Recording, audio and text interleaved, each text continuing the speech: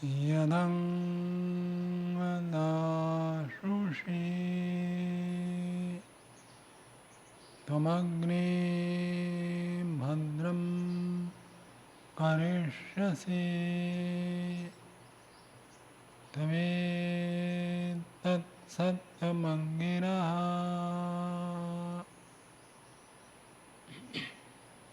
मान्य आचार्य जी, धर्म प्रेमी सज्जनों, मातृशक्ति प्रिय ब्रह्मचारी, वैदिक परंपरा में मनुष्य जीवन को 4 विभाग में विभक्त किया गया है, जिसको हम 4 आश्रम कहते हैं। मानव जीवन में पुरुषार्थ करने का एक अनुपम अवसर है। अन्य योनि में पुरुषार्थ कर्म की स्वतंत्रता अनुपलब्ध है। केवल मनुष्य ही विशेष पुरुषार्थ करने में समर्थ है। इसको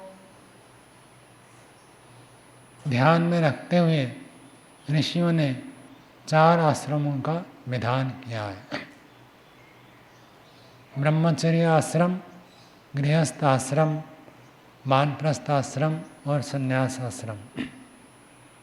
सभी को हमारे यहाँ आश्रम शब्द से कहा जाता है।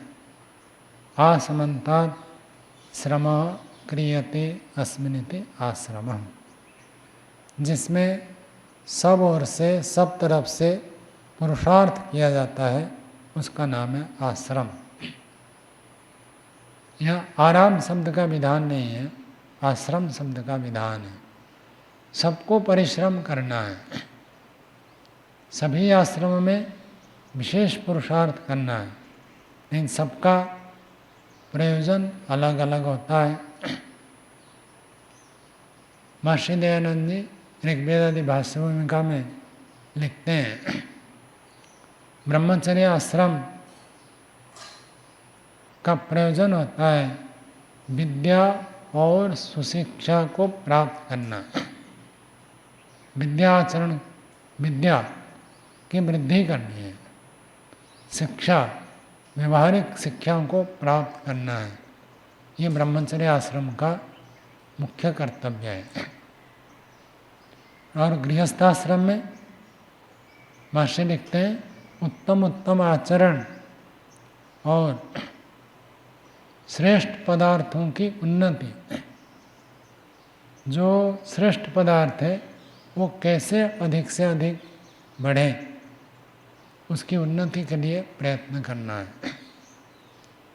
और वानप्रस्थ आश्रम के लिए लिखते हैं एकांत सेवन।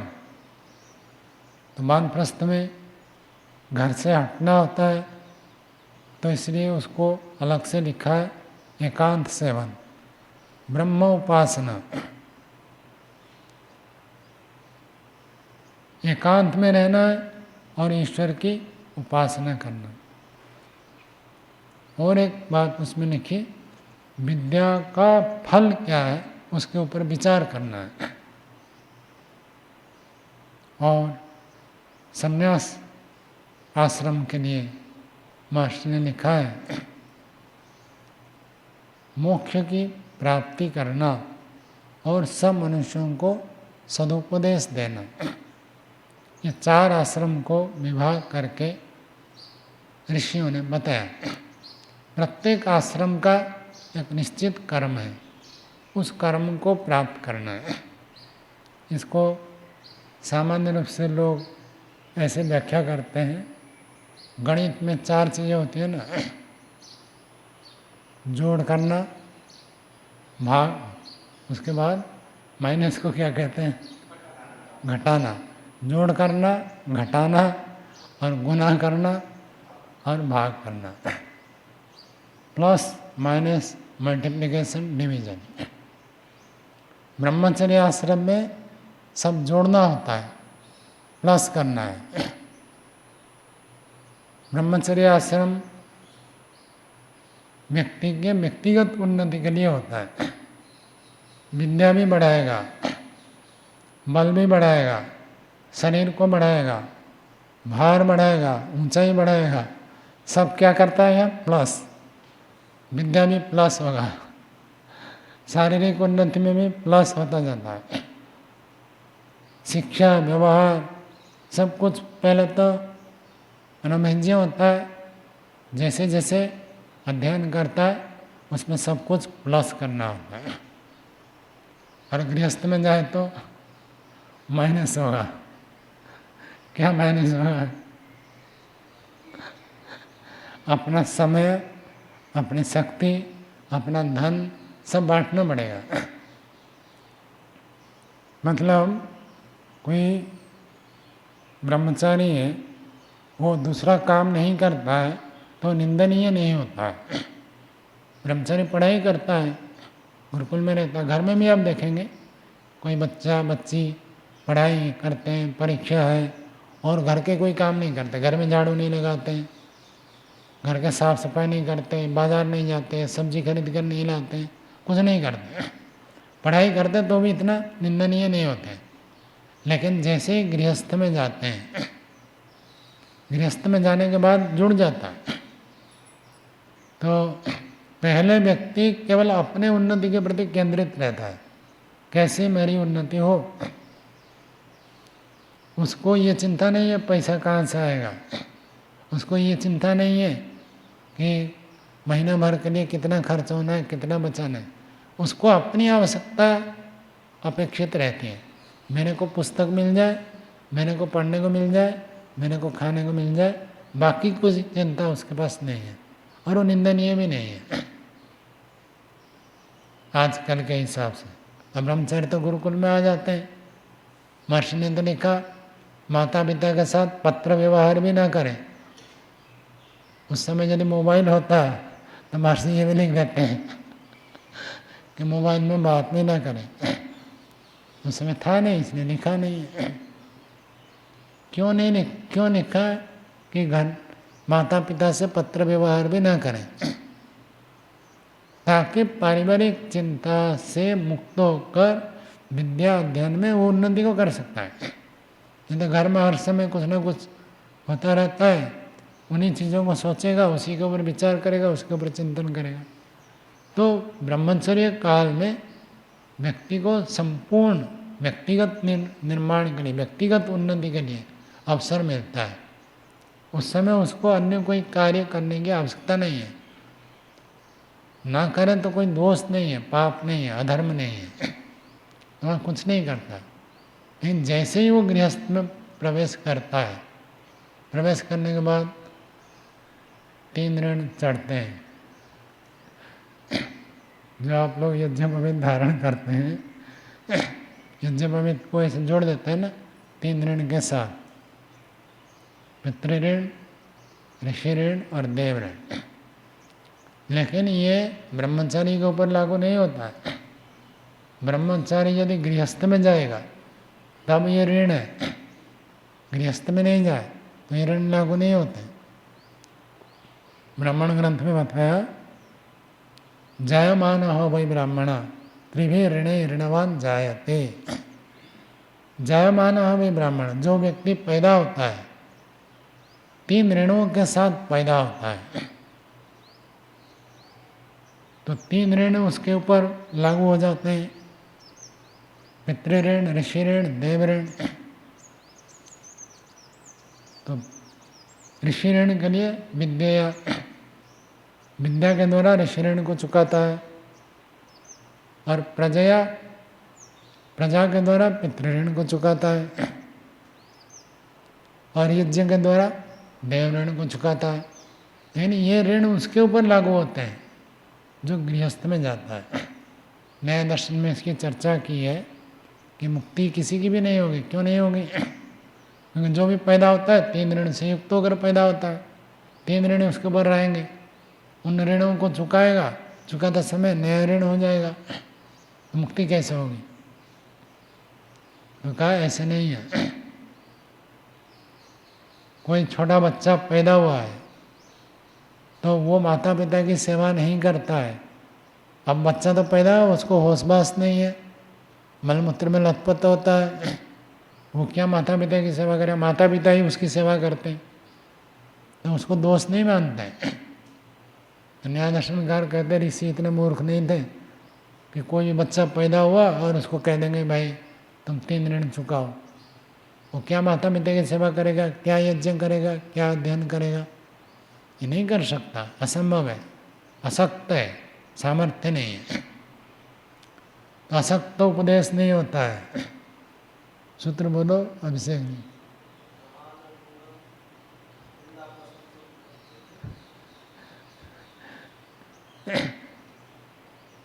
प्रधान शब्द अनुपत्ते है, प्रधान शब्द की असिद्धि होने से गौण रूप में वहाँ पर प्रयोग किया, निंदा प्रशंसा उपपत्ते है। तो ये ऋण नहीं है, ऋण के जैसे ऋण है, और असंभव उपदेश नहीं दिया जाता है। सांख्य का सूत्र बोलो, शास्त्र में कभी असंभव उपदेश नहीं दिया जाता।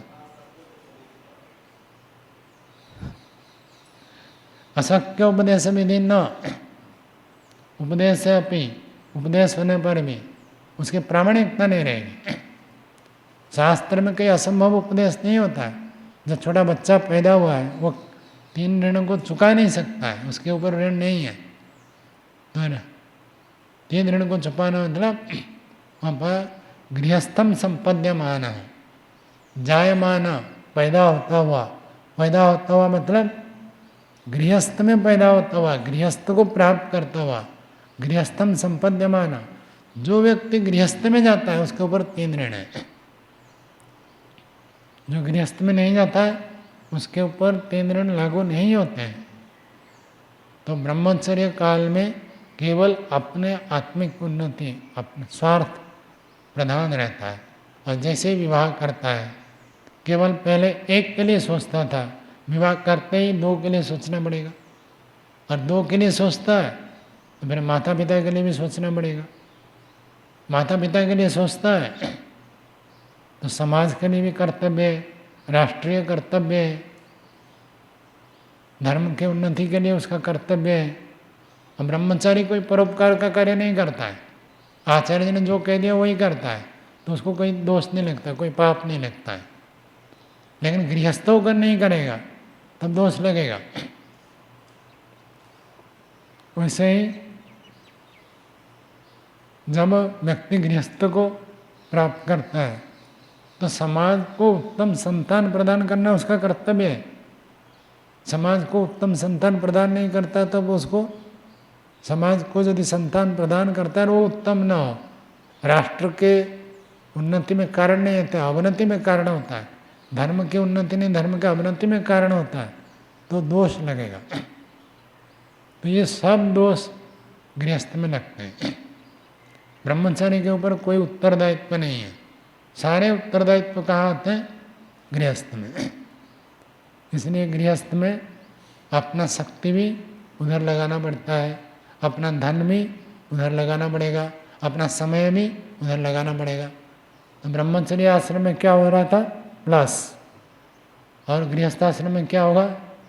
माइनस। आपका समय केवल आपके लिए होता था, और इसके विपरीत ब्रह्मचर्य आश्रम में जब रहते हैं, माता भी आपको समय दे रहे, पिता भी समय दे रहे, गुरु आचार्य दे रहे, पास पड़ोस रिश्तेदार सब आपको समय दे रहे, आपका प्लस हो रहा है। और जैसे ही गृहस्थ में जाएंगे आपको सबको समय देना पड़ेगा, सब लोग आपको नहीं देंगे, आपको अन्यों के लिए समय देना पड़ेगा, तो आपका समय माइनस होगा। ऐसे ही आपका धन माइनस होगा। ब्रह्मचारियों के पास तो धन नहीं होता, लेकिन आजकल के हिसाब से देखें तो जो स्कूल में जाते हैं, कॉलेज में जाते हैं, वो कुछ पॉकेट मनी लेकर जाते हैं, मतलब जेब में खर्चे करने के लिए कुछ देते हैं उनको। दूर दूर हो गया, गाड़ी में जाते हैं, बस में जाते हैं, कभी टेम्पो में आना पड़ेगा तो पैसा कुछ नहीं देना पड़ता, तो वो अपने पॉकेट मनी से, जेब खर्च से दूसरों के लिए दान ना दे तो उसको पाप नहीं लगेगा, वो तो अपने लिए। लेकिन गृहस्थ हो गया, अब उसके बाद यदि खर्च नहीं करता है दूसरों के लिए तो उसको दोष लगेगा, दंड मिलेगा। तो ब्रह्मचारी में तो उसको मिलता ही मिलता है। और गृहस्थ होकर भिक्षा नहीं मांग सकता। गृहस्थ होकर भिक्षा मांगे तो निंदनीय कर्म है। ब्रह्मचारी के लिए तो ठीक है, ब्रह्मचारी भिक्षा ले सकता है, ब्रह्मचारी सन्यासी ये भिक्षा मांग सकते हैं, इनके लिए दोष नहीं लगता। लेकिन गृहस्थ हो तो और अपना धन कमा नहीं पाता है तो उसको दोष लगेगा। कमाने का सामर्थ्य हो तभी गृहस्थ में जाना है, और क्योंकि वहाँ सब उत्तरदायित्व है, आपका धन माइनस होगा, प्लस नहीं होगा। तो धन भी हो गया, शक्ति भी हो गई। अब कोई ब्रह्मचारी अकेले है, वो अपने स्वास्थ्य का स्वयं ध्यान रखता है, अपनी शक्ति को बढ़ाने के लिए प्रयत्न करता है, और जैसे गृहस्थ में जाएगा परिवार के सब दायित्व उत्तरदायित्व उसके ऊपर आते हैं, तो उसको सबके लिए करना है। और ये गृहस्थाश्रम परीक्षण करने के लिए है, क्योंकि जब ब्रह्मचर्य आश्रम में व्यक्ति विद्या अध्ययन करता है, जैसे ब्रह्मचर्य लोग अभी पढ़ते हैं, योग दर्शन में पढ़े कि संसार में दुख है, अधिकता है बहुत सुख है, तो उत्सुकता बनी रहती है, जिज्ञासा बनी रहती है। संसार में तो इतना सुख दिखता है, गाड़ी में आते हैं, बैठते हैं, घूमते हैं, खाते पीते मौज करते हैं। शास्त्र कहता है दुख है, विवेकी व्यक्ति के लिए दुख है, तो क्या वास्तव में सत्य क्या है, ये तो जानना है। जिज्ञासा, उत्कंठा, एक मन में एक अभिलाषा बनी रहती है कि परीक्षण जानो। तो परीक्षण के लिए ऋषि ने कहा जाओ गृहस्थाश्रम में परीक्षण करो, संसार में कितना सुख है कितना दुख है, वो परीक्षण करने का अवसर है।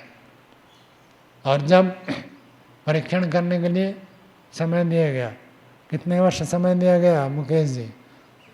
25 वर्ष दिया गया।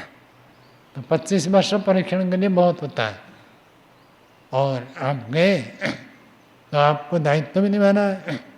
संतान उत्पन्न होगा तो संतान को योग्य बनाना भी पड़ेगा, तो उसका निर्माण करना, वहाँ तक के लिए दायित्व मिला, वहाँ अवसर मिला, उतना परीक्षण करें, उसमें कितना सुख है कितना दुख है।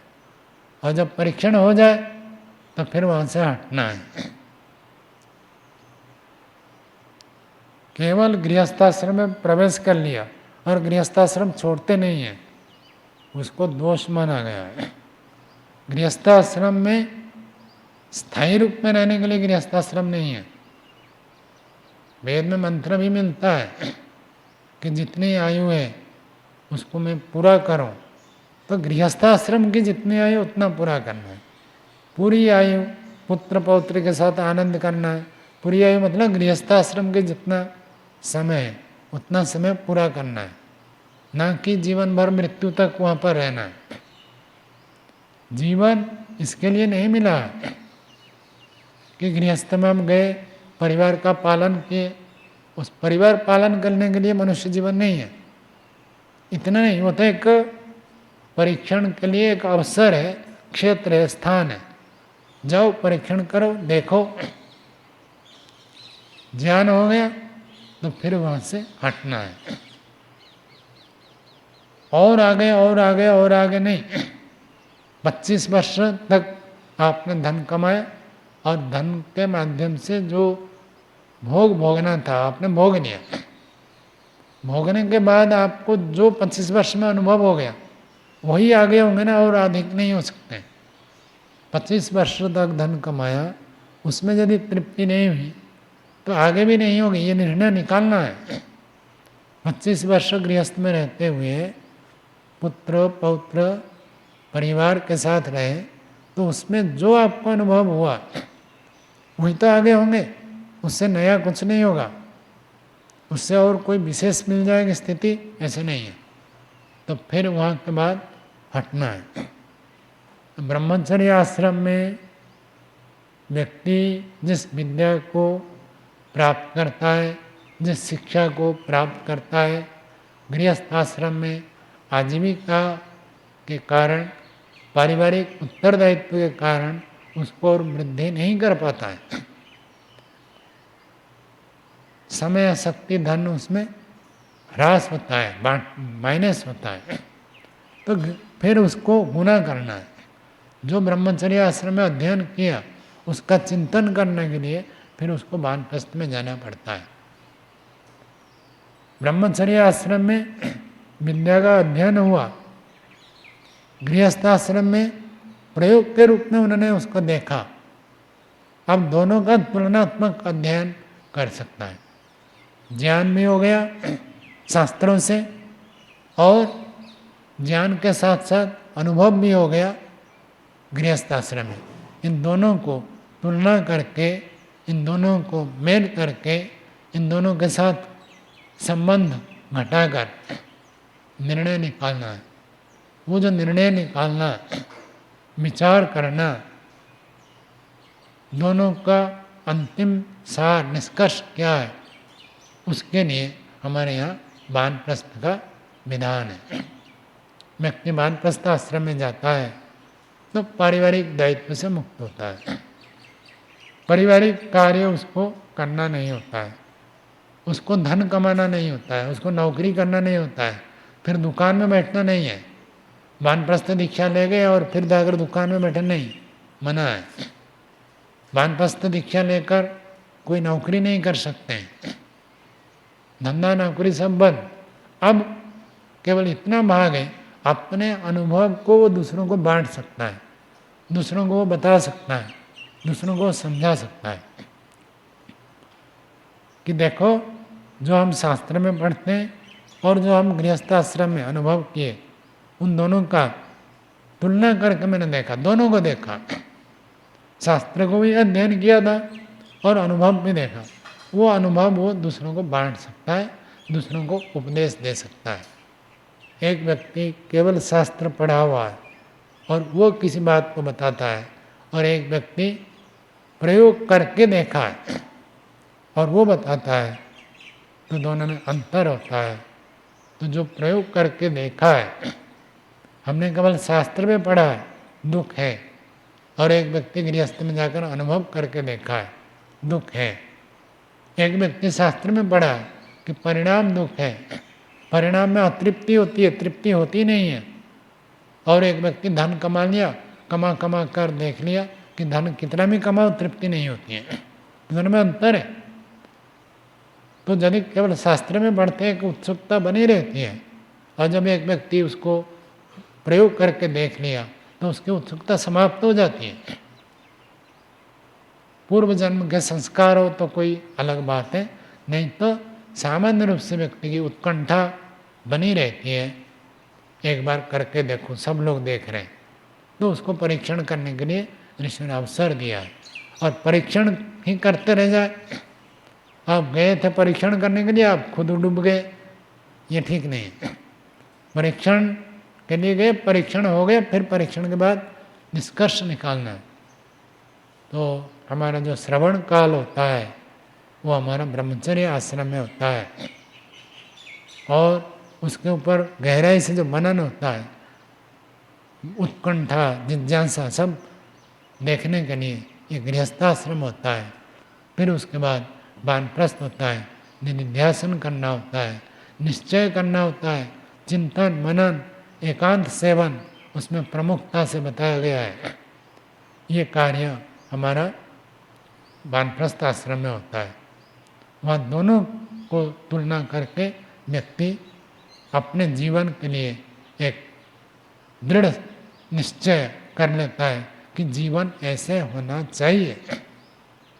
यह स्थिति वानप्रस्थ में आता है। संसार में पुत्र परिवार घर में रहते हुए व्यक्ति ऐसे निर्णय नहीं कर पाता है। उसका चिंतन होते हुए वो राग द्वेष से प्रभावित रहता ही है, समय भी नहीं मिलता है, लौकिक कार्य में व्यस्त रहता है, घर में रहते हुए, परिवार में रहते हुए। जैसे ही वानप्रस्थ में आता है, उन सब दायित्व से मुक्त होता है। जितना संभव है, जितनी योग्यता है, उसके आधार पर, अनुभव के आधार पर परोपकार कुछ करता है, और शेष समय वो आत्मचिंतन में लगाता है। विद्या अध्ययन और व्यवहारिक अनुभव दोनों को तुलना करके उसको विद्या का फल क्या है, महर्षि दयानंद ने लिखा, विद्या फल का विचारण, विद्या का क्या फल होना चाहिए उसके ऊपर विचारण करने के लिए समय मिलता है। गृहस्थाश्रम में समय नहीं मिलता है, सब जगह अपवाद है, सामान्य रूप से ये कथन किया गया है। तो गृहस्थ में व्यक्ति को कम समय मिलता है, कम विचार करने का अवसर है, कम चिंतन करने का अवसर है, इसलिए उसको वानप्रस्थ में जाना होता है। तो ये हमारा क्रमशः आश्रमों का विधान है। संन्यास आश्रम के बारे में आगे फिर विचार करेंगे, समय के अनुसार यहीं पर विराम देते हैं।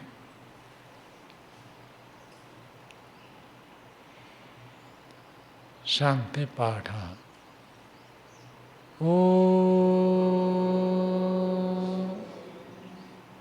द्यौः शान्तिरन्तरिक्षं शान्ति पृथिवी शान्तिरापः शान्तिरोषधयः शान्तिः वनस्पतयः शान्तिर्विश्वे देवाः शान्तिर्ब्रह्म शान्तिः सर्वं शान्तिः शान्तिरेव शान्तिः सामा शान्तिरेधि। ॐ शान्ति शान्ति।